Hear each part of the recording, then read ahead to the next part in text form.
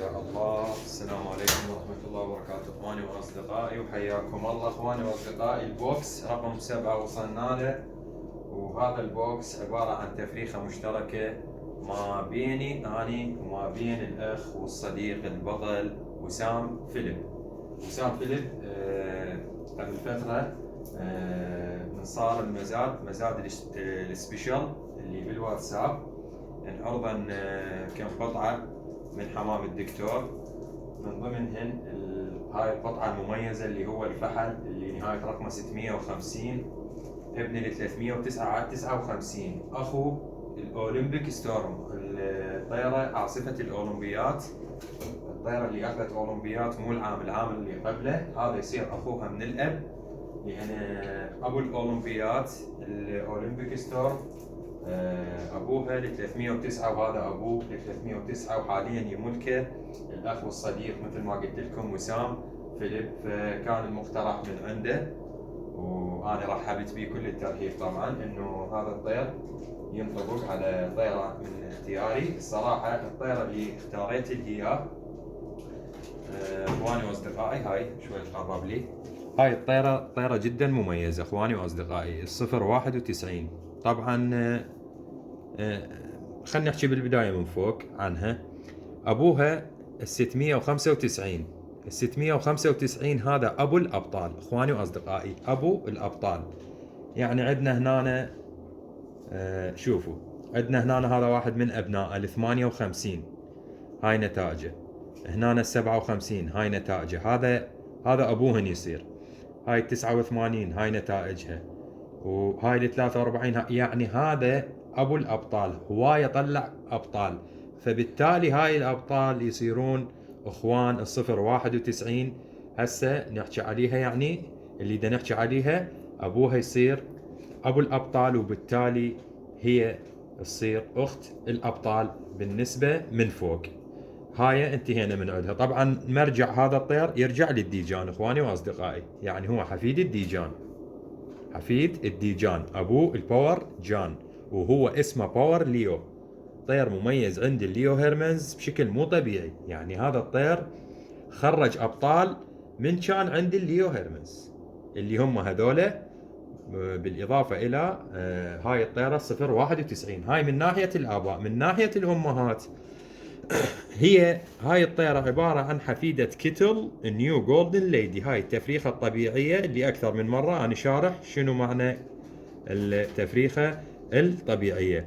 أمها 460 اللي اسمها الدايموند كيتل، كذلك هي وأخت الأبطال، وأخت الأبطال. فبالتالي هاي الطيرة صراحة يعني طيرة جدا مميزة. هسه نشوفها ونشوف الفحل كذلك. بالمناسبة اخواني واصدقائي، بالنسبة للفحل فالميزة جدا جميلة. صراحة أنا شهادة مو يمي من الأخ وسام، ولكن أنا مطلع عليها قبل فترة. ال 309 هو ابن 027 على ايسي كرويف.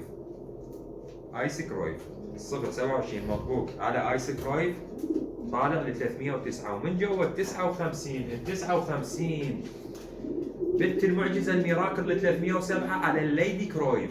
اذا يعني جد اجداد هذا الطير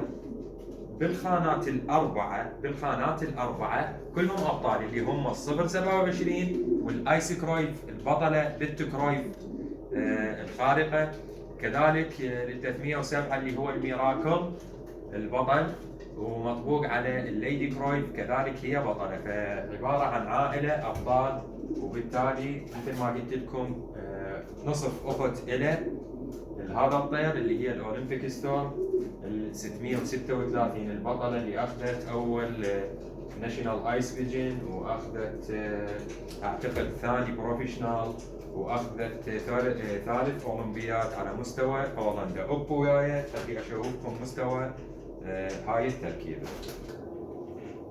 اللهم صل على محمد وآل بيت محمد. اخواني واصدقائي، هذا مستوى الحمام، هذا اللي الطير اللي يعود للأخ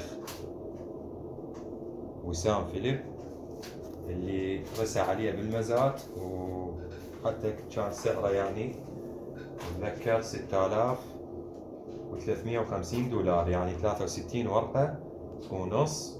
صراحة هذا مو سعره للطير، لأن يعني إخوان وخوات الأولمبيك ستور مطلوبات من قبل البيبة، وهاي الأسعار يعني جدا زهيدة تعتبر.